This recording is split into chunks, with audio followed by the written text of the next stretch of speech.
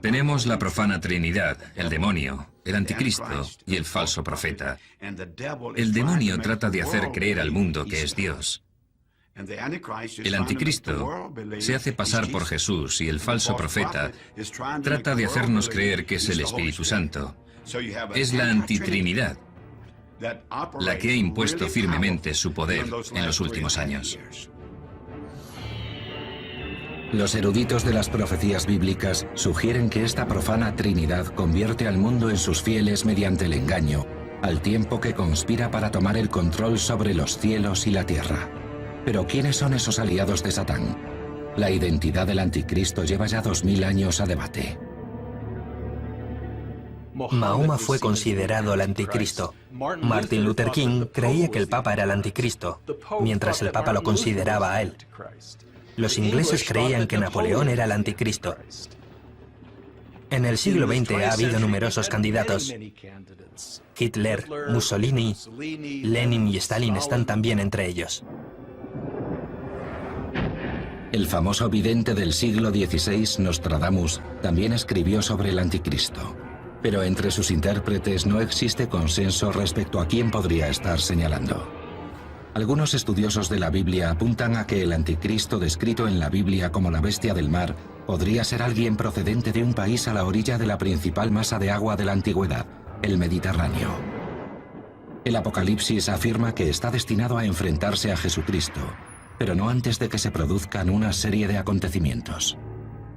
Los fundamentalistas cristianos creen que antes del regreso de Jesús se producirán 3 señales. La primera, la reunificación de todos los judíos en Israel, algo que sin duda ya sucedió en 1948 con la declaración del Estado de Israel. La segunda, la toma de Jerusalén por parte de los judíos, hecho que también se produjo en la guerra de 1967. Y la tercera, la reconstrucción del templo. El templo de Jerusalén fue destruido por el ejército romano en el año 70 después de Cristo. Durante casi 2000 años, los judíos devotos han rogado por su reconstrucción en la montaña del templo sagrado. Pero este preciso lugar es ahora la ubicación del santuario más sagrado para el Islam, la Mezquita de la Roca, terminada en el año 691 después de Cristo. La Mezquita de la Roca se levanta sobre un terreno yermo que los musulmanes consideraban el lugar desde donde Mahoma ascendió a los cielos. Me parece poco probable que los israelíes destruyan la Mezquita de la Roca para construir el templo en su lugar. No creo que la comunidad internacional lo permitiera. A pesar de la aplastante realidad, muchos siguen creyendo que el templo volverá a levantarse, como dice la profecía. Según la Biblia, cuando el anticristo entre en el templo reconstruido por los judíos y se autoproclame Dios, será lo último que los humanos hagan en este planeta.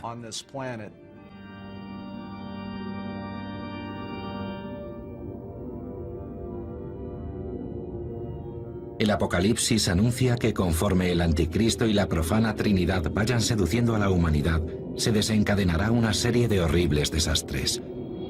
Los textos bíblicos los describen como 7 copas que contienen el veneno de la ira de Dios. Son parecidas a las trompetas. De hecho, siguen más o menos el mismo patrón secuencial a la hora de azotar la tierra, los océanos, los ríos y el aire. Pero en lugar de provocar daños en 1/3 de ellos, los provocarán en el 100%. El Apocalipsis describe esta oleada de catástrofes como la criba final para exterminar a todos aquellos que se nieguen a seguir a Dios. El escenario mostrado es grotesco. Cuando los ángeles viertan el contenido de sus copas, la enfermedad y la peste se expandirán sin control. El desenlace que narra el Apocalipsis es de escala tan astronómica que hará pequeñas las crisis pandémicas más graves a las que hasta ahora se haya enfrentado la Organización Mundial de la Salud. Actualmente estamos en plena pandemia. El virus H1N1 o gripe porcina está clasificado en un nivel 6 de alerta pandémica por la Organización Mundial de la Salud. Esta gripe ha saltado de una especie a otra. Cuando una gripe es capaz de saltar de una especie a otra, es capaz de infectar a mucha más gente, gente que nunca ha estado expuesta a ella, de modo que no cuenta con defensas. Nunca habíamos visto nada igual. Hasta ahora no ha provocado síntomas muy graves, Pero si este particular virus de gripe experimenta una variación genética mayor, podría aumentar su gravedad, volverse más virulento y convertirse en un preocupante problema de salud pública. El H1N1, el virus de la peste porcina, podría haber atacado al 40% de la población estadounidense en 2012 y haber matado a cientos de miles. Las autoridades sanitarias estadounidenses esperan proporcionar vacunas a 200 millones de estadounidenses, pero otros virus resistentes, más potentes que el de la gripe porcina, podrían elevar los índices de mortalidad al 80 o al 90%, superando la capacidad de respuesta de las organizaciones sanitarias. Eso significa que estaríamos prácticamente indefensos contra una plaga de proporciones tan inconmensurables. Y la crisis médica mundial podría verse agravada por otra catástrofe prevista en el Apocalipsis, cuando los mares se conviertan en sangre y la sangre de animales y humanos se mezcle. Algunos intérpretes consideran que este fragmento de las profecías del Apocalipsis sugiere que el suministro de agua del mundo se tornaría no potable, seguramente por la putrefacción de los millones de cuerpos víctimas de plagas. Las escrituras afirman que un veneno seguirá a otro hasta que el mundo quede prácticamente desolado. Algunos insinúan que eso podría estar empezando a suceder a través del proceso natural conocido como marea roja. Se trata del fenómeno por el que el agua se torna roja. La alta concentración de algas microscópicas produce neurotoxinas dañinas capaces de matar a los peces, a las aves y a los mamíferos marinos. De extenderse por todo el mundo, provocaría la muerte de millones de seres vivos. Algunos creen que este es el castigo que merecemos por nuestra negligencia como guardianes del planeta. Cuando Jesús llegue, aniquilará a quienes han aniquilado la tierra. Considero que la frase aniquilar la tierra anuncia una crisis medioambiental mundial en la que la humanidad, a través de la contaminación y la deforestación, contribuye a la extinción de los recursos del planeta. Si el Apocalipsis es la hoja de ruta que conduce al final de la humanidad, como muchos creen, el momento culminante de las tribulaciones traerá miles de millones de muertes. El libro del Apocalipsis es como una lupa o una lente amplificadora o telescopio, a través del cual podemos ver y sondear el gran misterio de nuestro final. El Apocalipsis está plagado de monstruos, de catástrofes, de villanos y de personajes diabólicos. Sin duda, su autor poseía un inmenso genio creativo y sabía cómo ponerse ante un público y dirigirse a él, provocando el mismo tipo de fascinación y ansiedad que sentimos los espectadores de cine actuales. Pero el grotesco escenario del Apocalipsis no termina con el momento álgido de las tribulaciones. La tierra devastada albergará la batalla final. Las fuerzas del Anticristo se enfrentarán al ejército de Jesús. Sin embargo, este Hijo de Dios no es el príncipe de la paz en el que creen millones de fieles.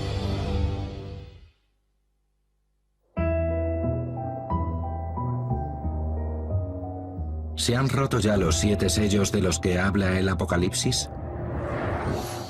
¿Es posible que nos encontremos en plena cuenta atrás hacia una supuesta batalla final? Algunos afirman que los acontecimientos a los que hoy en día asiste el mundo demuestran que esta línea cronológica bíblica podría ser siniestramente precisa en su pronóstico de la ubicación de la épica batalla. Las 3 principales religiones del mundo, judaísmo, cristianismo e islamismo, convergen en la nación de Israel.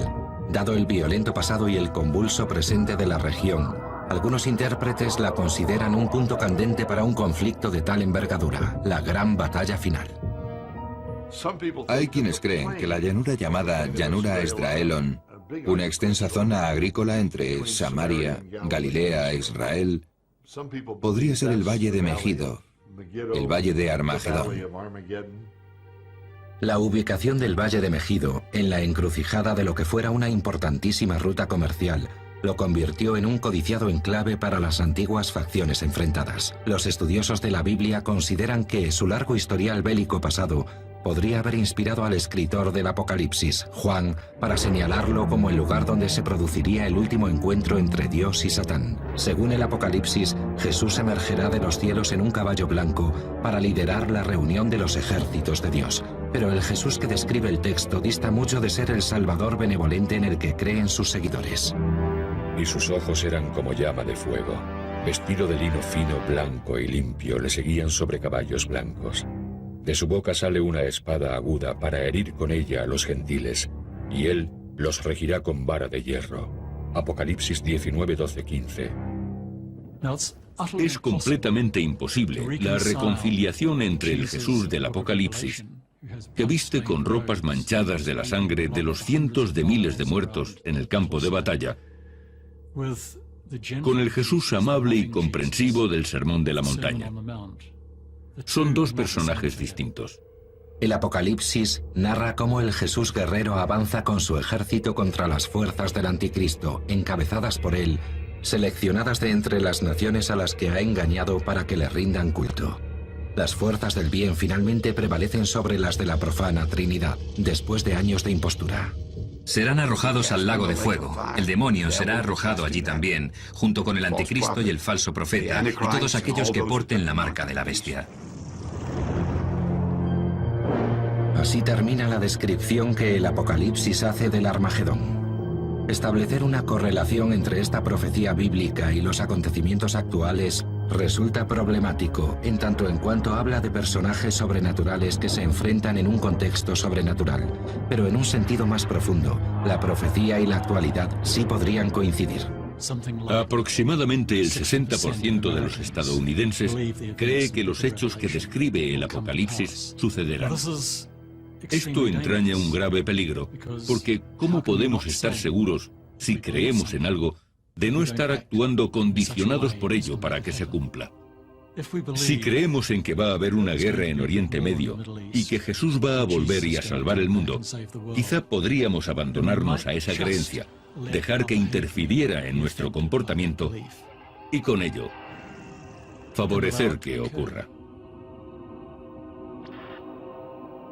Es una inquietante posibilidad, sin duda. Es en esencia lo que podría considerarse una curiosa atracción fatal hacia las profecías del Apocalipsis. La gran tradición del Apocalipsis, que se repite desde hace 20 siglos, es que cada nueva generación llega a los textos, los lee y se convence de que describen hechos que ocurrirán en su propio tiempo.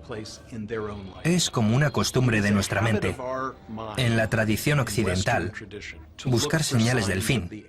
Y creo que es una costumbre que se ha forjado, literalmente, a través de nuestra lectura del Apocalipsis.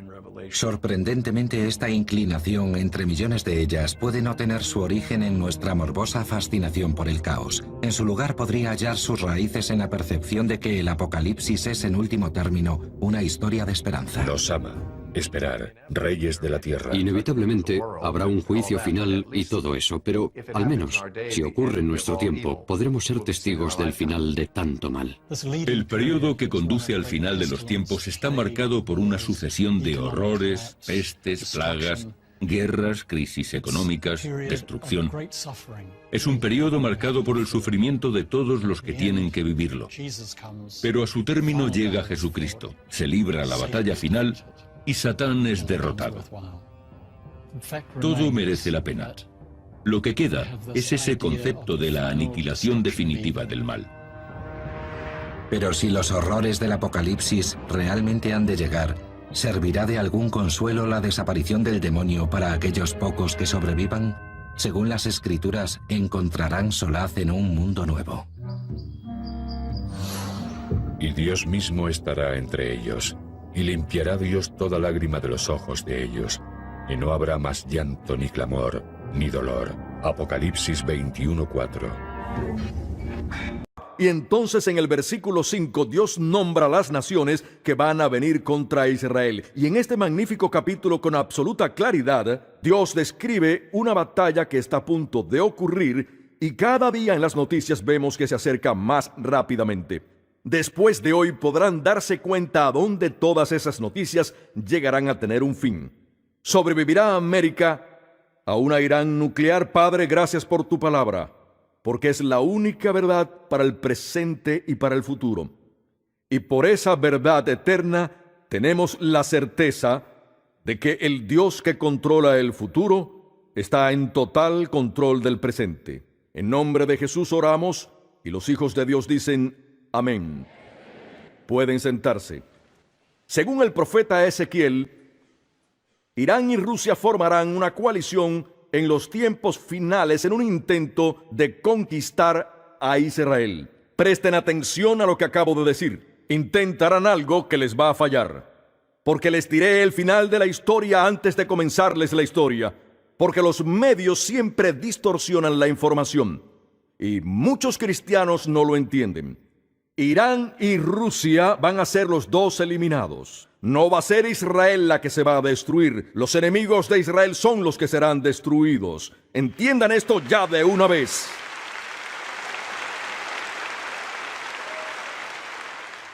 ¿Y cómo sabremos que esta es Rusia? Miren en Ezequiel 38:2. En este versículo, Ezequiel es instruido a traer un mensaje en contra de un hombre y en contra de un reino. El hombre es Gog, el reino es Magog, y el príncipe en jefe de Mesec son Moscú y Tuval, una antigua ciudad de Rusia. ¿Cómo se sabe que hablan de Rusia? Los nombres dados en Ezequiel 38 son idénticos a los nombres que puedes encontrar en Génesis 10 en tu Biblia. Estos son los hijos de Jafet, que los etnólogos indican después del diluvio fueron a migrar en el Asia Menor y después al norte, mucho más allá del Mar Caspio y más allá del Mar Negro, a una región que es hoy conocida por la gran nación de Rusia. La Biblia no deja duda alguna con respecto a ese tema. ¿Cuál será la fuerza que va a causar que Rusia se ponga en contra de Israel? Está en Ezequiel 38:4. Los haré volver y pondré garfios en sus bocas. Un garfio es una fuerza que es irresistible. Cuando tú como pescador cazas un pez con un garfio agudo, no es cuestión de que si el pez viene a ti, sino cuánto de rápido, porque ya tú lo estás enrollando. Dios dice, yo le voy a poner un garfio en la boca de esas naciones y los arrastraré hasta las montañas de Israel. Ese garfio es el petróleo. Rusia lo debe tener para ser superpotencia. Deben tener petróleo para mover sus máquinas militares. Su economía debe tener petróleo. ¿Quién tiene petróleo? Irán tiene petróleo. El Golfo Pérsico lo tiene. Por esa razón, Irán y Rusia ambos han formado un eje de fuerzas en las que han trabajado juntos desde los comienzos de 1990, claramente descrita en Ezequiel 38. Ezequiel 38:5 identifica a las naciones que van a venir con Rusia contra Israel. Una de esas naciones es Persia. Persia es el Irán de hoy en día. La gente que vive en Irán se consideran persas, no árabes, persas. Estas son gente bien hábiles. Esta gente inventó el ajedrez. Nunca debemos subestimar que en algunas cosas pueden ser mejor que el Departamento de Estado de América porque lo han sido. La siguiente nación es Etiopía. Ustedes deben entender que en la Biblia hay dos Etiopías que se mencionan. Una está en África, la otra es la Etiopía que se encuentra en la península arábica. Se está refiriendo a la península arábica, la que ahora es Arabia Saudita. La que sigue es Libia. Libia sigue siendo Libia. Después viene Togarma, que ahora es Turquía. Miren Ezequiel 38:7. Escuchen esta frase: sean para ellos un guarda. La palabra guarda en las otras traducciones es que seas comandante ante ellos, sea un líder ante ellos. Así que Dios dice a través del profeta Ezequiel que Rusia vendrá con Persia, que es Irán, Etiopía, que ahora es Arabia Saudita, libaneses y el gobierno turco. Mejor dicho, esto es una coalición de naciones radicales islámicas que se van a levantar en contra de Israel. Dios dice en Ezequiel 38:7 que Rusia es la que va a ser el líder. ¿Cuándo es que vendrán? Ezequiel 38:8 dice en los días finales. Significa que al final de los tiempos van a venir como una nube a cubrir la tierra. Exactamente cuándo vienen, y se los diré en un momento. En Ezequiel dice que Rusia va a pensar. En Ezequiel 38:11 dice así: yo voy a subir contra una tierra indefensa y sin muros. Iré contra los que están tranquilos y los que habitan confiados. ¿Y por qué es que Ezequiel les dice esto? La tierra indefensa y sin muros. En los tiempos bíblicos, los muros eran símbolo de tu fuerza militar. Si tenías una pared bien gruesa, tenías un ejército poderoso. Los muros de Babilonia eran tan gruesos que 4 carrozas le podían correr encima. Imagínenselo. Y aquí, en Ezequiel, dice que Rusia dijo, me voy a ir a una villa sin muros, que quiere decir que va a ir contra alguien que es virtualmente indefenso. Esto no describe en lo absoluto a Israel, porque Israel sí que tiene un ejército fuerte. Así que, ¿cuál es el punto de Ezequiel? El punto de Ezequiel es que Israel se siente muy segura, muy bien protegida. ¿Por qué? Porque en este tiempo, según la profecía, ellos firmarán un acuerdo de 7 años con el anticristo, quien será apoyado por la coalición europea, e Israel se va a sentir protegida de Rusia y también de Irán. Y pronto ya podrán ver que ese pacto se acerca. Ya se habla de la paz mundial. Están diciendo, ¿tú quieres paz? ¿Tú no quieres paz? Lo oyes siempre en las noticias, casi todas las noches, y eso los llevará a ese pacto. La Biblia dice que cuando haya paz y seguridad, vendrá la inesperada destrucción. ¿Y cómo responderán América y Europa cuando vean a Irán y cuando vean a Rusia y las otras naciones dirigiéndose hacia Israel con una gran fuerza militar que viene como una nube cubriendo la tierra? Millones de gente vendrán. Imagínense eso. Ezequiel 38:13 da la respuesta. Sabá y Dedán y los comerciantes de Tarsis y los leones jóvenes le dirán a Rusia y a Irán, ¿vienen a llevarse lo nuestro? Ahora miren la gran tontería que todo esto es.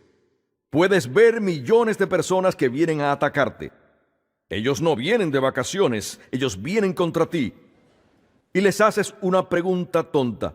¿Nos van a despojar de todo? ¿Quiénes son las personas que hacen estas preguntas? Inglaterra tiene el símbolo del león.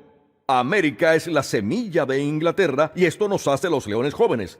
Y todo esto se traduce a que la Unión Europea y el Departamento de Estado americano ven a todos esos ejércitos venir contra Israel y dicen, no se ven con malas intenciones. ¡Qué tontería tan grande! ¿Por qué América no respaldaría a Israel? Hay varias posibilidades. 1. El presidente de América no defendería a Israel bajo ninguna circunstancia. Ese concepto hubiera sido inconcebible hace 2 años atrás, pero es totalmente probable hoy en día. Segundo, América está en una gran bancarrota. No tiene dinero para apoyar a la militar financieramente. El dólar ha decaído. China ha pedido que el mismo sea reemplazado con una moneda global y América no tiene ahora la habilidad económica para poner una fuerza militar en ese campo. Si ustedes saben algo de historia, sabrán que el poder económico y el poder militar van juntos de la mano. No existe uno sin el otro. La tercera posibilidad es que América ya haya sido eliminada como superpotencia debido a los ataques nucleares en América. Dirán, pastor, ¿nunca alguien atacaría a América en su terreno? ¿Acaso se les olvidó septiembre 11? Eso nunca pudiera ocurrir en América, pero así ocurrió. Todos lo vieron. El 9/11 probó que el Islam radical está dispuesto a atacarnos. Antes no tenían el poder y por eso es que usaron los aviones que tenían gasolina para quemar las 2 torres. No tenían el poder en el 9/11, pero cuando Irán obtenga el poder nuclear, van a tener el poder, y no se olviden de lo que les digo hoy, ellos van a atacarnos y también atacarán a Israel sin pensarlo. ¿Recuerdan a los palestinos bailando en las calles muy alegres al ver que el 9/11 había ocurrido? 3,000 americanos perdieron sus vidas y los palestinos estaban en las calles bailando. Ahmadinejad, el de Irán, prometió compartir poder nuclear con la red mundial de terroristas. Los terroristas islámicos no están viniendo hacia América, ya están aquí. Ya están aquí. ¿Cómo empezaría el ataque de Irán contra América? Algunos expertos militares creen que un ataque nuclear contra América podría comenzar con un pulso electromagnético llamado EMP. La amenaza ha sido considerada tan real que el Subcomité Judicial del Senado, expertos en tecnología de terrorismo y en seguridad nacional, mediante el senador John Kyle de Arizona, quien es un senador fabuloso en ese estado, dio una audiencia sobre la amenaza que ese pulso presenta contra América. Lo dijo hace años. Estos son los efectos del EMP. La sábana electromagnética no mata a las personas, mata a los electrones. Es decir, detiene todo tipo de electricidad al instante por meses y quizás por años. Y pasaría de esta forma. Un falso satélite podría ser enviado por los llanos de Estados Unidos como a 321 kilómetros de altura y de pronto explota sobre nuestros llanos, liberando varias libras de un plutonio enriquecido, cubriendo a los Estados Unidos de América con rayos gamma. Al instante, en fracción de segundos, toda fuerza de electricidad es apagada sin funcionar por meses. No hay luces, no habrán refrigeradores que funcionen, los alimentos en el refrigerador se echarán a perder. Tu carro y tu camión tampoco encenderán porque ambos necesitan electricidad. Todos los medios de transporte que traen las cosas que necesitamos van a parar. El inventario de los supermercados se agotarán en 72 horas. Las estaciones de radio y de televisión saldrán del aire, sin electricidad. Aviones en pleno vuelo caerán porque no habrá electricidad para su sistema. El sistema de misiles también fallecerá. Dejaremos de ser una superpotencia en una fracción de un minuto. El presidente de este país no se podrá comunicar con la militar porque los teléfonos no funcionarán por falta de electricidad. Las refinerías del país se van a apagar por completo. No habrá gasolina ni petróleo porque las gasolineras van a necesitar de la electricidad para poder ellos extraer y poder llenar las bombas. Tampoco habrán computadoras, lo que quiere decir que las oficinas del gobierno tendrán que cerrar. Habrá una escasez de alimento y combustible a nivel nacional en cuestión de horas. ¿No creen que eso pueda ocurrir? Piénsenlo de nuevo. Sería algo muy posible que esto pasara. Ahora solamente los rufianes tienen la capacidad técnica de hacer este mal y eso va a ocurrir al no ser que alguien detenga a Irán de que pueda poner en práctica sus sueños maniáticos de ataques nucleares. Escuchen esto, el reporte del Congreso dice, oigan, hasta los primitivos misiles Scud podrían usarse para este propósito, la sábana electrónica. Los más altos oficiales de inteligencia le han recordado al Congreso que existen muchos tipos de estos misiles en el mercado mundial, los cuales pueden ser traídos y ser vendidos por tan poco dinero como $100,000. Piénsenlo. Esta gran y magnífica nación nuestra, que es tan técnicamente sofisticada, ha podido crear el talón de Aquiles, la electricidad, con un misil que cuesta $100,000, que sale de la base de un barco a 321 kilómetros, con unas libras de plutonio enriquecido, las que explotan sobre toda nuestra nación. Y tan pronto como en un segundo, volveremos a vivir en el siglo XIX. ¡Bum! ¿Cómo serían las cosas en el día de la bomba? ¿Cómo serían las cosas en la ciudad el día que los terroristas detonen bombas de fisión de uranio de 10 kilotones sin ningún aviso, una que se pueda llevar en un portafolio? ¿Cuál sería la diferencia? Una explosión nuclear en tierra podría causar daño explosivo y un fuego sobre un área más pequeña que se la hubieran tirado desde un edificio alto. Una bomba nuclear detonada desde un edificio alto cubrirá más área y causará mayor daño de radioactividad y matará a más personas que las que se detonan en la Tierra. El día del bombardeo, según el viento sople, determinará quién va a vivir y quién va a morir, porque la columna nuclear con radioactividad será muy letal. Las células islámicas terroristas que tienen la habilidad de hacer y detonar las bombas nucleares sucias no vendrán un día porque ya están aquí. Están entrenadas, están listas, están dispuestas. Nosotros somos el blanco. Si ustedes no pueden creerlo que ya grupos islámicos terroristas con armas nucleares están entre nosotros sin ser detectados, piénsenlo bien. Paul L. Williams, consultante integral del FBI en terrorismo, reporta que no hay solo un grupo de terroristas en América, por lo menos hay 7. Están en las mezquitas y en centros islámicos. Y en los Estados Unidos, un juzgado federal no va a autorizar al FBI o a otros agentes oficiales con una orden para registrar una mezquita o centro islámico por ninguna razón, porque esos lugares se registran como centros de adoración. Williams también dice que 7 ciudades en América han sido elegidas por terroristas como blancos principales. Esas ciudades se identifican como Nueva York, Miami, Houston, Las Vegas, Los Ángeles, Chicago y Washington, D.C. Los ataques son planeados a ocurrir simultáneamente en 7 ciudades. Y antes de que puedan respirar tranquilos y digan, eso aquí no pasará, piensen de nuevo. Ese día será como otro cualquier día. Llevarás a tus hijos a la escuela, tu cónyuge irá a trabajar, tú llegarás a tu oficina, enviarás un email a tu hijo en la universidad que trata de hacer sus 4 años de carrera en 6.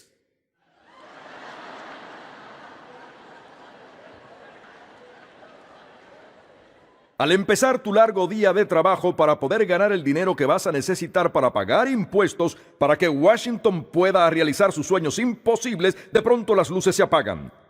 Y las demás cosas eléctricas, carros, autobuses parados en el medio de la calle, grupos de gente parada toda desconcertada. ¿Qué ha pasado?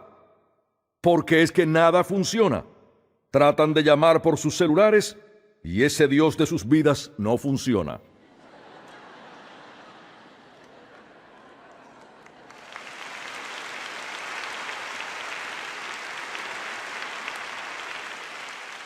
Hablaba de los teléfonos celulares. Minutos después hay una explosión ruidosa, hay un ruido ensordecedor. Ven a edificios derretirse como las velas ante sus ojos. Después de un rato ven un resplandor que se parece como al mismo infierno. De pronto ven una nube como un hongo, algo surreal. Esto no puede estar sucediendo en América. Lo imposible se ha convertido en realidad. Yihad ha llegado a nuestra nación con una fuerza que nunca se había visto. Y unos segundos nuestras vidas son cambiadas por siempre. ¿Cómo te comunicarás con tus hijos, con tu esposa, con tu hijo en la universidad o con el de la secundaria, de primaria, la guardería? No podrás, porque no hay comunicación electrónica. Todo va a ocurrir sin previo aviso. Primero, porque tomarnos por sorpresa es el plan que ellos tienen. Segundo, una advertencia pondría en peligro la misión y dará al FBI la oportunidad de poner fin al terrorismo. Quiero felicitar al FBI por el gran trabajo que han estado haciendo el año pasado, capturando los terroristas que están en esta nación.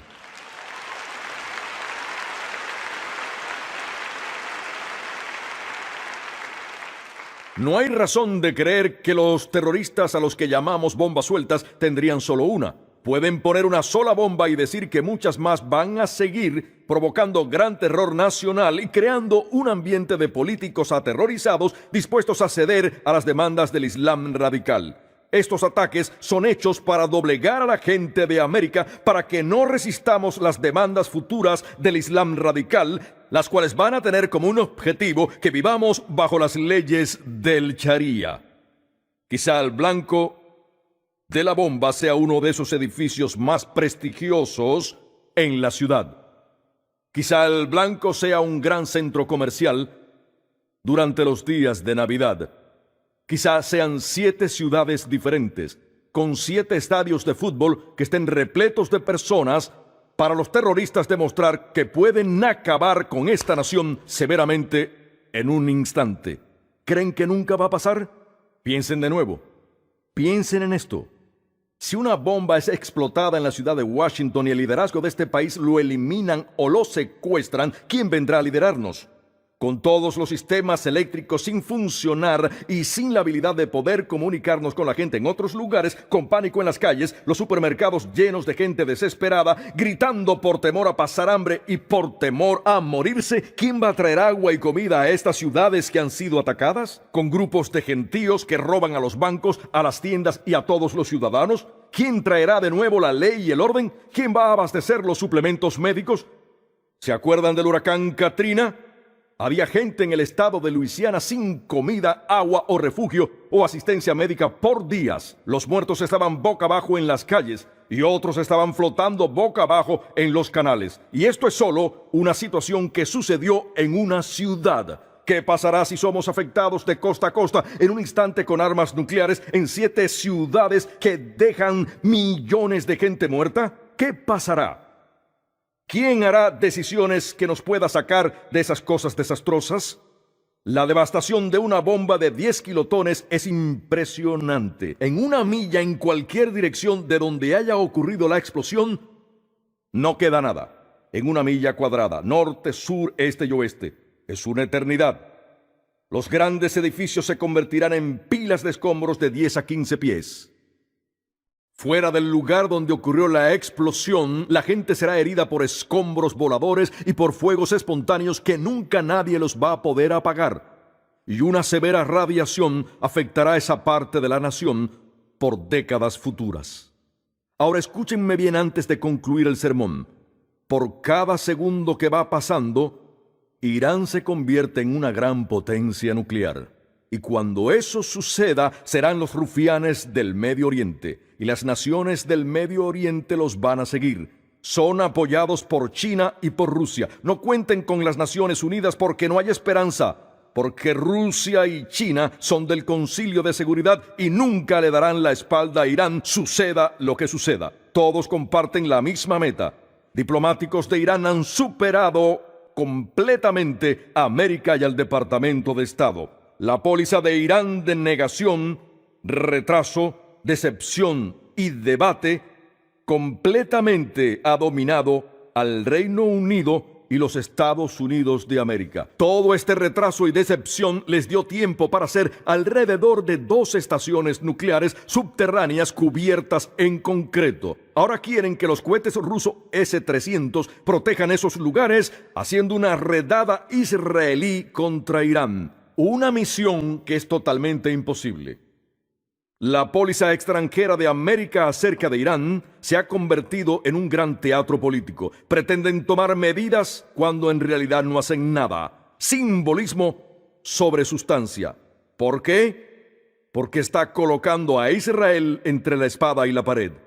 Cuando Irán se vuelva nuclear, Israel tendrá 2 opciones. Una, deben vivir cada día bajo la nube de un holocausto nuclear. Cada día temiendo que las amenazas del diablo de Ahmadinejad se conviertan en realidad. Eso sería un tormento incomparable. 2, llevar a cabo un ataque preventivo contra las bases nucleares de Irán, afectando varias unidades sin poder erradicar ese problema. Solo comprando tiempo a un precio muy alto, muy costoso.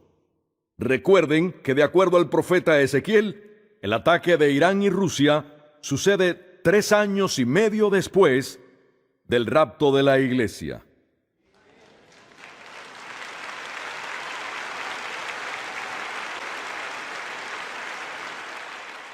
¿Por qué lo digo? Porque cuando vean ocurrir esto por televisión, podrán ver la batalla militar que podría empezar en cuestión de semanas. Pero antes de que todo esto ocurra, ya nos hemos ido hace 3 años y medio atrás.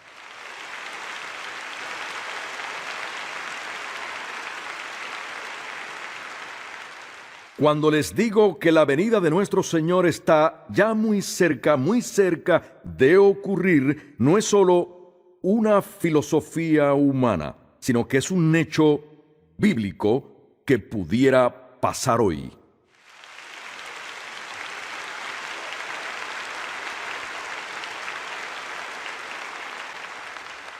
Ahora cerraré con esto. La destrucción de Irán está garantizada. Porque la ley suprema dice: todo lo que digas que harás contra Israel, Dios lo hará contigo. Y cada vez que Ahmadinejad abre su boca para decir que va a borrar a Israel de todos los mapas, Dios desde el cielo tomará fotografías y las pondrá en la tablilla de los más buscados para el infierno.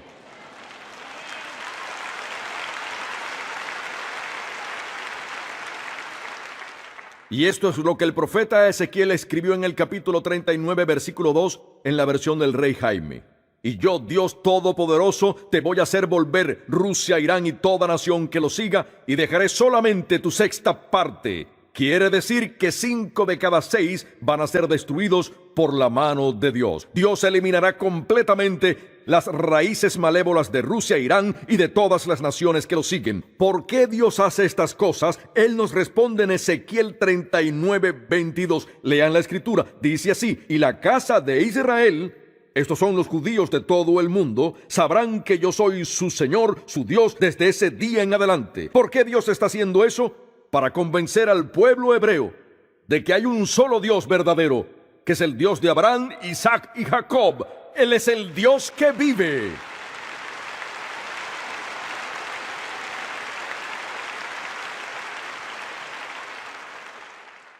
En Ezequiel 39:29, Dios dice: nunca jamás esconderé mi rostro de mi pueblo, hablando de Israel, porque yo he derramado mi Santo Espíritu en la casa de Israel, dice el Señor.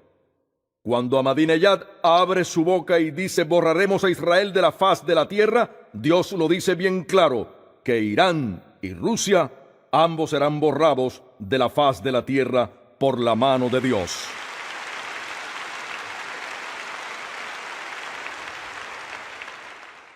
Para cerrar, mucha gente que son del pueblo judío que nos ven por la televisión piensan que América los va a rescatar. Eso nunca pasará. Ezequiel dice: el Salvador de Israel solo será el Dios de Abraham, Isaac y Jacob. Toda Israel será salvada. Las naciones que se levanten en contra de la nación de Israel, Dios los aplastará a todos con su propia mano poderosa, tal como hizo con el faraón. Las palabras del rey David renacerán de nuevo: que se levante Dios y disperse a todos tus enemigos. El que vela por Israel, el que no descansa ni se duerme. Nuestra esperanza está en el Dios vivo. Denle alabanza y gloria en la casa de Dios. Magnifiquen al Señor conmigo. Alabemos juntos su nombre, porque el Señor es bueno y su piedad perdura para siempre. Bendigan su santo nombre. Bendigan su santo nombre. Bendigan su santo nombre.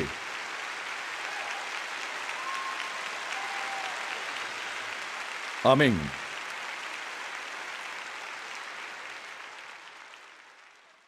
Cuando oren, oren por la paz de Jerusalén y también por los Estados Unidos de América. América nunca lo ha necesitado como lo necesita ahora. Cantemos: Dios bendiga a América. God bless America, land that I love. Stand beside her and guide her through the night with a light from above. From the mountains to the prairies, to the ocean, wide with foam. God bless America, my home, sweet home. God bless America, my home, sweet home. Levanten la mano para la bendición. Que el Señor los bendiga y que el Señor les guarde, y que su rostro resplandezca sobre ustedes y que derrame su gracia sobre ustedes y les dé su paz. Que el Dios de Abraham, Isaac y Jacob perdone a los Estados Unidos de América por sus pecados.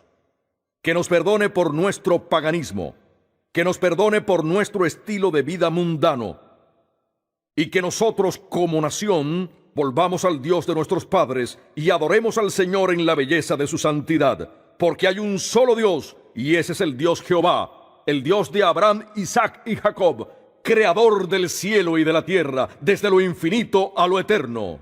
Lo confesamos como el único Dios verdadero. En el nombre de Jesús oramos y lo pedimos. Y los hijos de Dios dicen: alabado es el Señor. Denle un grito de alabanza en su casa. Bendigan su nombre.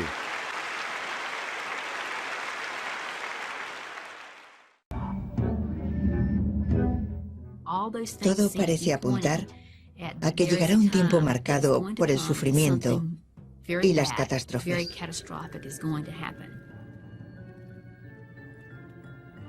No creo que tengamos manera de evitarlo. Creo que va a sobrevenirnos y es ineludible. Así está escrito. Solo el tiempo puede decirlo. A juzgar por el comportamiento que los humanos hemos venido mostrando durante los últimos 100 años, parece posible que se cuenten por millones los pertenecientes a la actual generación que busquen en el Apocalipsis pistas sobre el final de los tiempos, preguntándose cómo y cuándo todo ha de terminar.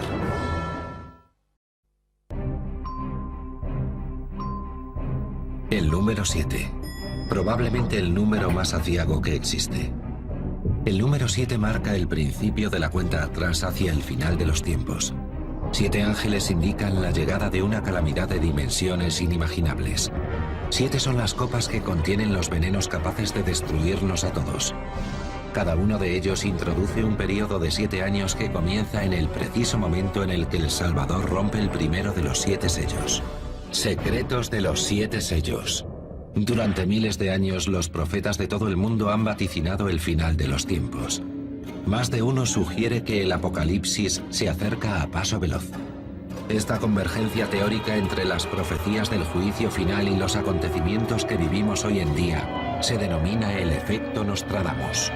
Pero, ¿cuándo comienza?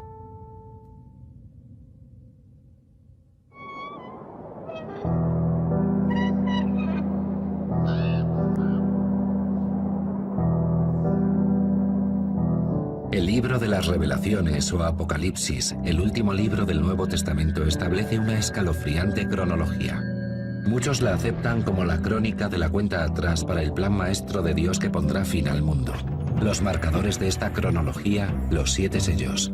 Hay quienes aseguran que están empezando a romperse ya.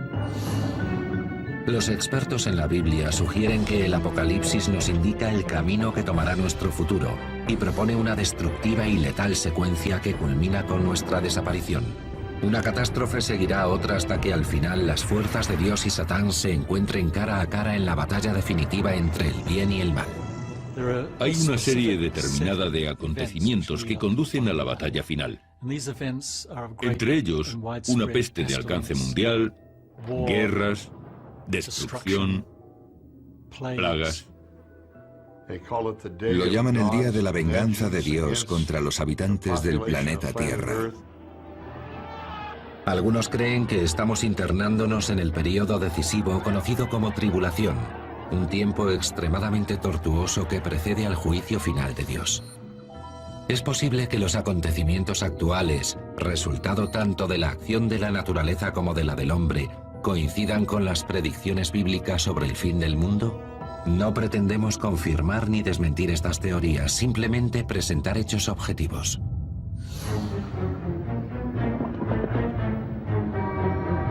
Hoy en día los creyentes buscan conexiones entre el libro del Apocalipsis y la ciencia para determinar si alguno de los 7 sellos de la Biblia ha sido ya roto. Pero incluso entre los que creen que es así, no deja de haber debate. Muchos discrepan respecto al punto en la supuesta cronología marcada por los sellos en que debería situarse el momento en que vivimos. ¿Estamos en mitad de la secuencia, como sugieren algunos? En tal caso, ¿cuándo ha de romperse el último sello que presuntamente desencadenará el final de todo? Las personas religiosas más convencidas, aquellas que interpretan la Biblia literalmente como la palabra de Dios, y las más radicalmente escépticas, los científicos que estudian el fenómeno del mundo natural, coinciden sin fisuras en afirmar que la vida terminará de forma catastrófica y definitiva en algún momento en el futuro. Los creyentes buscan la manera de probar si las profecías del Apocalipsis podrían ser o no compatibles con la religión y con la incertidumbre actual para advertir del final de los tiempos. En el Nuevo Testamento, al autor de la divina profecía del Apocalipsis se le llama simplemente Juan. Como otros evangelistas, Juan hace uso frecuente en sus escritos de un número particular. El número 7 aparece frecuentemente en el Apocalipsis, casi como una obsesión. Compulsivamente, el autor recurre una y otra vez al número 7. El número 7 es muy relevante en la Biblia, es el número que nos remite al principio de todo, cuando Dios creó la tierra en 6 días y el séptimo descansó. Según Juan, el número 7 desempeña un papel igualmente destacado en el fin del mundo. En sus escritos dice que la humanidad recibirá la advertencia sobre el destino que le espera en forma del libro sellado con 7 sellos. No obstante, Juan habla de una advertencia particular. Vi también en la mano derecha del que está sentado en el trono un libro escrito por el anverso y el reverso, sellado con 7 sellos. Apocalipsis 5:1. A continuación se plantea la pregunta: ¿quién es digno de abrir ese libro y soltar sus sellos? Según la profecía, el único digno de romper los sellos es Jesús, al que la Biblia se refiere como el Cordero degollado de Dios. Y se acercó y tomó el libro con los 7 sellos de la mano derecha del que está sentado en el trono. El libro podría interpretarse como el de las escrituras del universo y del plan profético de Dios para la eternidad. Algunos eruditos dicen que las profecías del Apocalipsis han empezado a cumplirse y que las tribulaciones comenzarán cuando Jesús suelte el primero de los 7 sellos, que a su vez liberará el primero de los 4 temidos jinetes del Apocalipsis. Según este libro, estas 4 figuras inducirán un período de miseria y destrucción que algunos afirman que ya estamos viviendo. Son muchos los motivos que nos llevan a pensar que estamos viviendo los últimos días. Persuasión, en un intento aparente por reunir a las naciones bajo la bandera de la paz, si bien su objetivo es justo el opuesto: conducir a la humanidad directamente hacia la gran batalla final. Llegarán líderes que desviarán en masa a los pueblos del camino correcto. En la actualidad, algunos expertos coinciden en señalar que uno de los grandes impostores fue Hitler, a quien las multitudes siguieron sin cuestionar sus atrocidades. El anticristo llegará y liderará ejércitos que provocarán destrucción y desolación. Tras la ruptura del primer sello se desencadenará el efecto dominó. Según el Apocalipsis, el segundo sello se romperá inmediatamente después del primero. Esto liberará al jinete rojo. Del jinete rojo resulta interesante el hecho de que porte una espada. Esta figura siempre ha sido considerada como una alegoría de la guerra mundial. En la actualidad, el jinete rojo podría ser un jefe militar capaz de declarar guerras que provoquen la muerte de millones de personas en todo el mundo. ¿Podría la ruptura del segundo sello desencadenar el uso de armas de destrucción masiva entre países con ideologías opuestas? Hay intérpretes que creen que alguna ladina potencia nuclear, posiblemente Corea del Norte, podría considerarse el jinete rojo, y temen su capacidad para lanzar un ataque que induzca un holocausto nuclear. Hay gente, y no poca precisamente, que utiliza el libro del Apocalipsis como inspiración para hacer el bien hoy y se preguntan por qué no se hace nada contra el rearme nuclear. Si se considera que la batalla final va a ser eso, una guerra nuclear. Como revela la profecía, la ruptura del tercer sello liberará al jinete negro. El que lo montaba tenía en la mano una balanza y oí como una voz en medio de los 4 vivientes que decía: 1 litro de trigo por denario, 3 litros de cebada por 1 denario. Apocalipsis 6:5. En la época en que Juan escribió el Apocalipsis, un denario era una moneda romana de plata que a menudo equivalía al jornal de un trabajador. Algunos expertos bíblicos intuyen una conexión entre el versículo del jinete negro y la volatilidad de la economía actual. Va a haber una catástrofe económica. La Biblia dice que a un hombre le costará alimentarse la paga de un día completo. Tendrá que trabajar todo un día para poder comer ese día. La caída del mercado de 2008 fue la más dañina desde la Gran Depresión, sobre todo en términos de ejecuciones de hipotecas. No es de extrañar que la gente lo asocie con la ruptura del tercer sello. La crisis de los bancos, la ruina de algunas de las empresas estadounidenses más consolidadas y las dimensiones internacionales que adquirió el desplome económico, porque no fue solo un país, sino la mayor parte de los países desarrollados. Algunos creen que el jinete negro podría simbolizar el cataclismo que prendió con la mecha de la desigual distribución de la riqueza.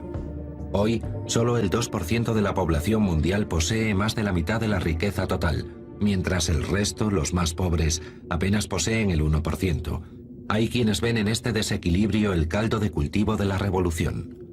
Por último, el cuarto sello se rompe y, según la Biblia, libera al más temible de los jinetes. Dice así: se les dio poder sobre la cuarta parte de la tierra para matar con la espada, con el hambre, con la peste y con las fieras de la tierra. Suponiendo que somos 8.000 millones de habitantes en la tierra, estaríamos hablando de la muerte de 2.000 millones. Y las tribulaciones solo acabarían de empezar.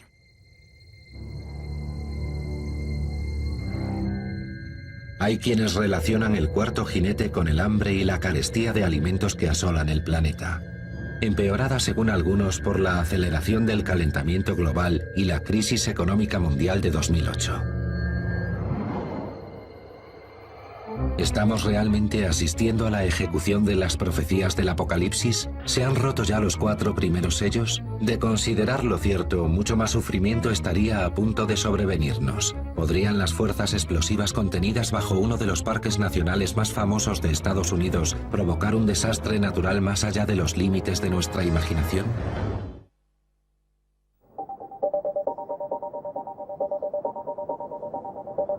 Hoy en día el mundo está conmocionado por una sucesión de trágicas catástrofes. Algunos creen que el Apocalipsis, el último libro del Nuevo Testamento, refleja este periodo de convulsión extrema en forma de línea cronológica que augura el final. La línea cronológica se mide por las rupturas de cada uno de los 7 sellos. Para los creyentes, esta ruptura está indiscutiblemente ligada a la escalada de agitación. Asistimos actualmente a una época de continuas tragedias y catástrofes, las más obvias de las cuales fueron los atentados terroristas del 11 de septiembre. La conmoción causada por ellos provocó una nueva oleada de pesimismo profético. De nuevo son hechos anunciados ya en el Apocalipsis. ¿Pero están realmente las fuerzas divinas rompiendo los sellos? ¿Existe alguna prueba que avale esta hipótesis? Las pistas nos las da también el libro del Apocalipsis según San Juan. Juan ve a los mártires cristianos en el cielo que le gritan: Señor, ¿cuánto tiempo tendremos que esperar a que sea vengada la sangre que derramamos en tu nombre? Esto habla de una creencia algo fundamentalista que subyacería no solo a la cronología del Apocalipsis, sino a toda la doctrina cristiana, que defiende que los creyentes serán salvados por la gracia de Dios, mientras que los demás sufrirán su ira cuando un insondable caos llegue y destruya todo cuanto conocemos. Según el Apocalipsis, ese caos se intensificará cuando se rompa el 6º sello. Muchos asocian este hecho con la sucesión insólita de catástrofes naturales a la que asistimos en la actualidad. Como escribe Juan: Cuando abrió el 6º sello se produjo un violento terremoto. El cielo fue retirado como un libro que se enrolla y todos los montes y las islas fueron removidos de sus asientos.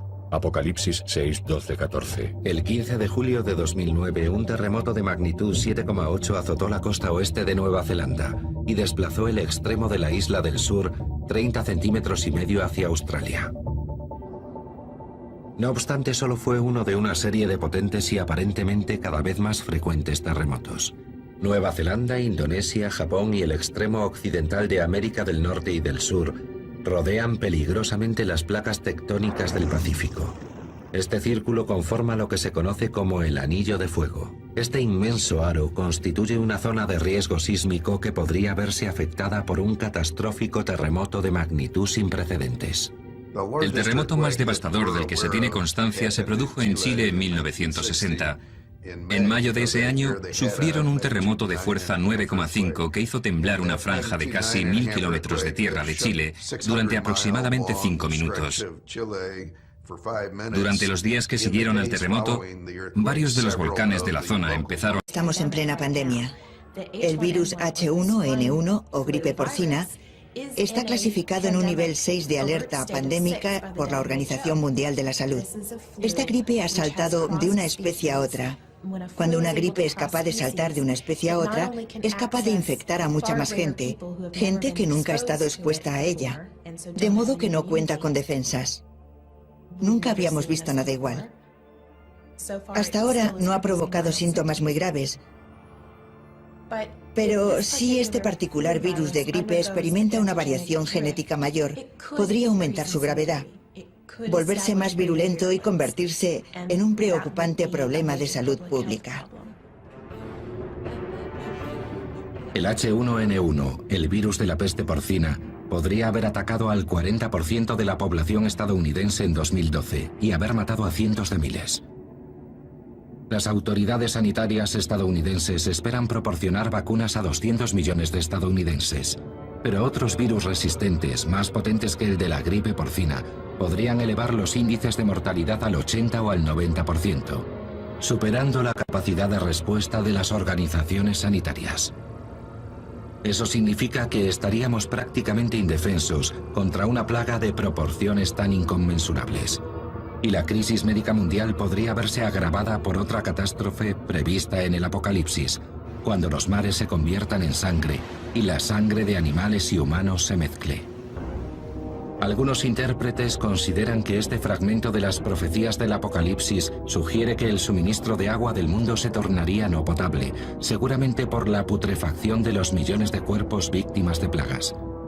Las escrituras afirman que un veneno seguirá a otro hasta que el mundo quede prácticamente desolado. Algunos insinúan que eso podría estar empezando a suceder, a través del proceso natural conocido como marea roja. Se trata del fenómeno por el que el agua se torna roja. La alta concentración de algas microscópicas produce neurotoxinas. Tenemos la profana Trinidad, el demonio, el anticristo y el falso profeta. El demonio trata de hacer creer al mundo que es Dios. El anticristo se hace pasar por Jesús y el falso profeta trata de hacernos creer que es el Espíritu Santo. Es la antitrinidad la que ha impuesto firmemente su poder en los últimos años. Los eruditos de las profecías bíblicas sugieren que esta profana Trinidad convierte al mundo en sus fieles mediante el engaño, al tiempo que conspira para tomar el control sobre los cielos y la tierra. Pero ¿quiénes son esos aliados de Satán? La identidad del anticristo lleva ya 2000 años a debate. Mahoma fue considerado el anticristo. Martin Luther King creía que el Papa era el anticristo, mientras el Papa lo consideraba a él. Los ingleses creían que Napoleón era el anticristo. En el siglo XX ha habido numerosos candidatos. Hitler, Mussolini, Lenin y Stalin están también entre ellos. El famoso vidente del siglo XVI, Nostradamus, también escribió sobre el anticristo. Pero entre sus intérpretes no existe consenso respecto a quién podría estar señalando.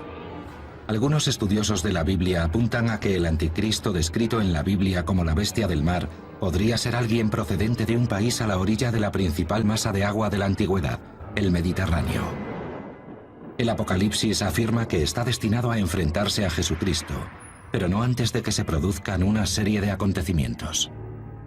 Los fundamentalistas cristianos creen que antes del regreso de Jesús se producirán tres señales. La primera, la reunificación de todos los judíos en Israel, algo que sin duda ya sucedió en 1948 con la declaración del Estado de Israel. La segunda, la toma de Jerusalén por parte de los judíos, hecho que también se produjo en la guerra de 1967. Y la tercera, la reconstrucción del templo. El templo toxinas dañinas capaces de matar a los peces, a las aves y a los mamíferos marinos. De extenderse por todo el mundo, provocaría la muerte de millones de seres vivos. Algunos creen que este es el castigo que merecemos por nuestra negligencia como guardianes del planeta. Cuando Jesús llegue, aniquilará a quienes han aniquilado la tierra. Considero que la frase aniquilar la tierra anuncia una crisis medioambiental mundial en la que la humanidad, a través de la contaminación y la deforestación, contribuye a la extinción de los recursos del planeta. Si el Apocalipsis es la hoja de ruta que conduce al final de la humanidad, como muchos creen, el momento culminante de las tribulaciones traerá miles de millones de muertes. El libro del Apocalipsis es como una lupa o una lente amplificadora o telescopio, a través del cual podemos ver y sondear el gran misterio de nuestro final. El Apocalipsis está plagado de monstruos, de catástrofes, de villanos y de personajes diabólicos. Sin duda, su autor poseía un inmenso genio creativo y sabía cómo ponerse ante un público y dirigirse a él, provocando el mismo tipo de fascinación y ansiedad que sentimos los espectadores de cine actuales. Pero el grotesco escenario del Apocalipsis no termina con el momento álgido de las tribulaciones. La tierra devastada albergará la batalla final. Las fuerzas del Anticristo se enfrentarán al ejército de Jesús. Sin embargo, este Hijo de Dios no es el príncipe de la paz en el que creen millones de fieles.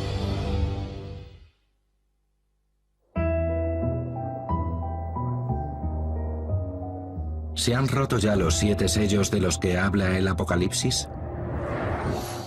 ¿Es posible que nos encontremos en plena cuenta atrás hacia una supuesta batalla final? Algunos afirman que los acontecimientos a los que hoy en día asiste el mundo demuestran que esta línea cronológica bíblica podría ser siniestramente precisa en su pronóstico de la ubicación de la épica batalla. Las 3 principales religiones del mundo, judaísmo, cristianismo e islamismo, convergen en la nación de Israel. Dado el violento pasado y el convulso presente de la región, algunos intérpretes la consideran un punto candente para un conflicto de tal envergadura, la gran batalla final. Hay quienes creen que la llanura llamada Llanura Esdraelon, una extensa zona agrícola entre Samaria, Galilea e Israel, podría ser el valle de Megido, el valle de Armagedón.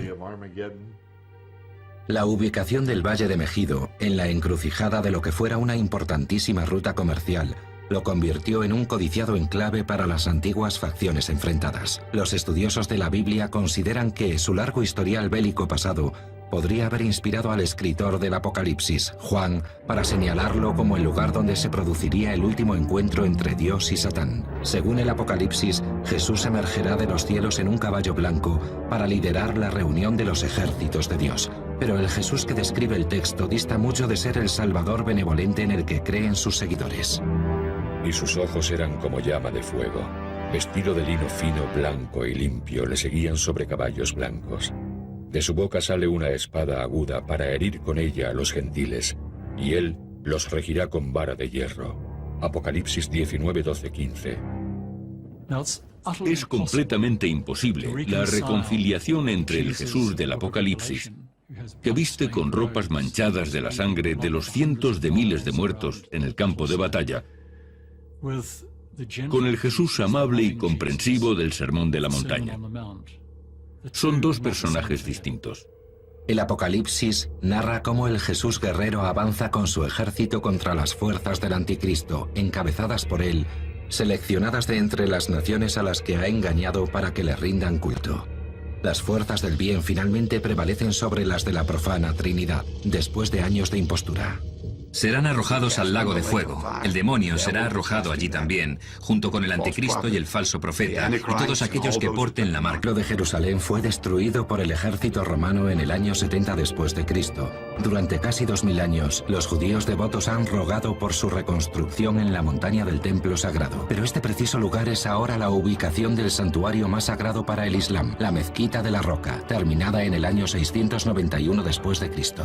La Mezquita de la Roca se levanta sobre un terreno yermo que los musulmanes consideraban el lugar desde donde Mahoma ascendió a los cielos.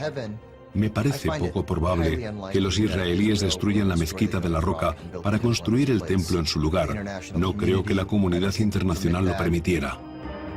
A pesar de la aplastante realidad, muchos siguen creyendo que el templo volverá a levantarse, como dice la profecía.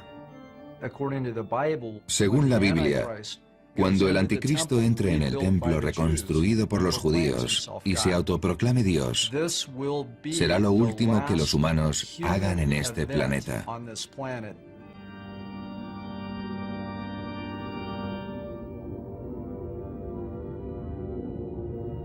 El Apocalipsis anuncia que conforme el Anticristo y la profana Trinidad vayan seduciendo a la humanidad, se desencadenará una serie de horribles desastres. Los textos bíblicos los describen como 7 copas que contienen el veneno de la ira de Dios. Son parecidas a las trompetas. De hecho, siguen más o menos el mismo patrón secuencial a la hora de azotar la tierra, los océanos, los ríos y el aire. Pero en lugar de provocar daños en un tercio de ellos, los provocarán en el 100%.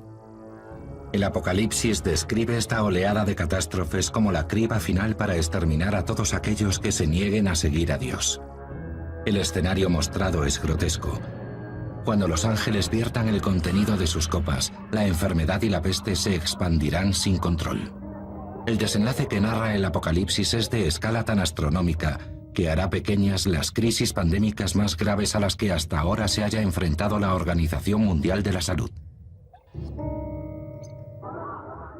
Actualmente, Los de la Biblia apuntan a que el anticristo descrito en la Biblia como la bestia del mar podría ser alguien procedente de un país a la orilla de la principal masa de agua de la antigüedad, el Mediterráneo.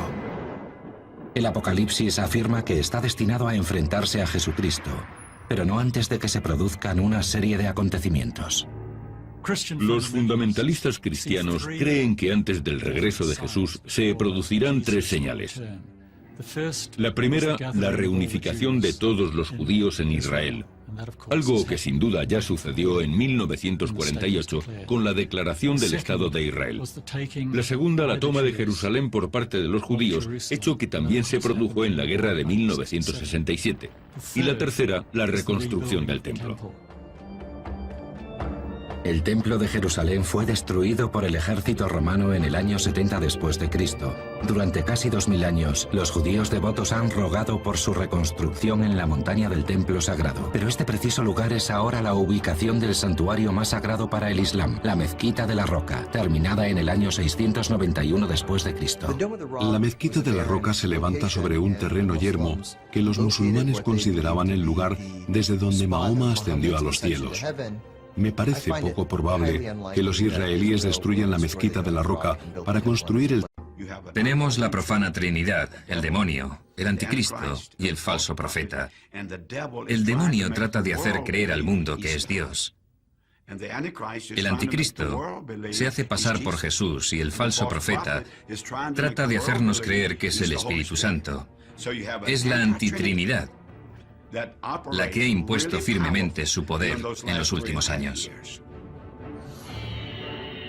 Los eruditos de las profecías bíblicas sugieren que esta profana Trinidad convierte al mundo en sus fieles mediante el engaño, al tiempo que conspira para tomar el control sobre los cielos y la tierra.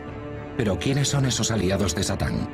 La identidad del anticristo lleva ya 2000 años a debate. Mahoma fue considerado el anticristo. Martin Luther King creía que el Papa era el anticristo, mientras el Papa lo consideraba a él. Los ingleses creían que Napoleón era el anticristo. En el siglo XX ha habido numerosos candidatos. Hitler, Mussolini, Lenin y Stalin están también entre ellos.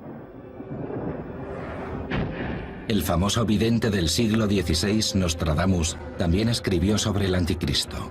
Pero entre sus intérpretes no existe consenso respecto a quién podría estar señalando. Algunos estudiosos... templo en su lugar. No creo que la comunidad internacional lo permitiera.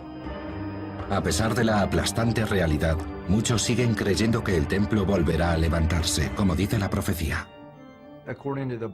Según la Biblia, cuando el anticristo entre en el templo reconstruido por los judíos y se autoproclame Dios, será lo último que los humanos hagan en este planeta.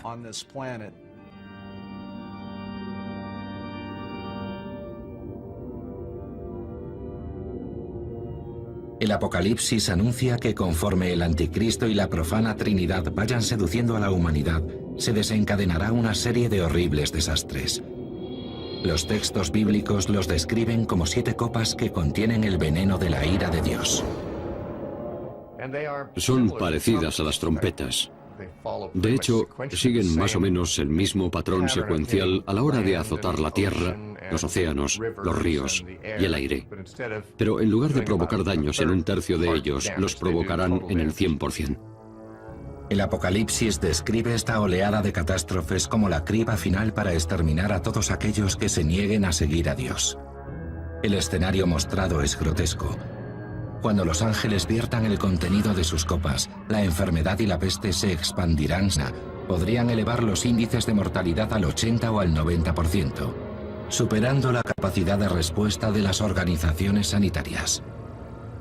Eso significa que estaríamos prácticamente indefensos contra una plaga de proporciones tan inconmensurables. Y la crisis médica mundial podría verse agravada por otra catástrofe prevista en el Apocalipsis, cuando los mares se conviertan en sangre y la sangre de animales y humanos se mezcle. Algunos intérpretes consideran que este fragmento de las profecías del Apocalipsis sugiere que el suministro de agua del mundo se tornaría no potable, seguramente por la putrefacción de los millones de cuerpos víctimas de plagas. Las escrituras afirman que un veneno seguirá a otro hasta que el mundo quede prácticamente desolado. Algunos insinúan que eso podría estar empezando a suceder a través del proceso natural conocido como marea roja. Se trata del fenómeno por el que el agua se torna roja. La alta concentración de algas microscópicas produce neurotoxinas dañinas capaces de matar a los peces, a las aves y a los mamíferos marinos. De extenderse por todo el mundo, provocaría la muerte de millones de seres vivos. Algunos creen que este es el castigo que merecemos por nuestra negligencia como guardianes del planeta. Cuando Jesús llegue, aniquilará a quienes sin control. El desenlace que narra el Apocalipsis es de escala tan astronómica que hará pequeñas las crisis pandémicas más graves a las que hasta ahora se haya enfrentado la Organización Mundial de la Salud. Actualmente estamos en plena pandemia. El virus H1N1 o gripe porcina está clasificado en un nivel 6 de alerta pandémica por la Organización Mundial de la Salud. Esta gripe ha saltado de una especie a otra. Cuando una gripe es capaz de saltar de una especie a otra, es capaz de infectar a mucha más gente, gente que nunca ha estado expuesta a ella, de modo que no cuenta con defensas.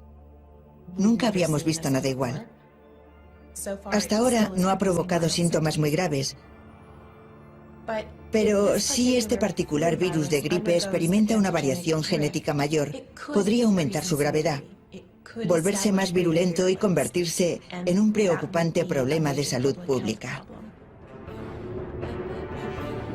El H1N1, el virus de la peste porcina, podría haber atacado al 40% de la población estadounidense en 2012 y haber matado a cientos de miles.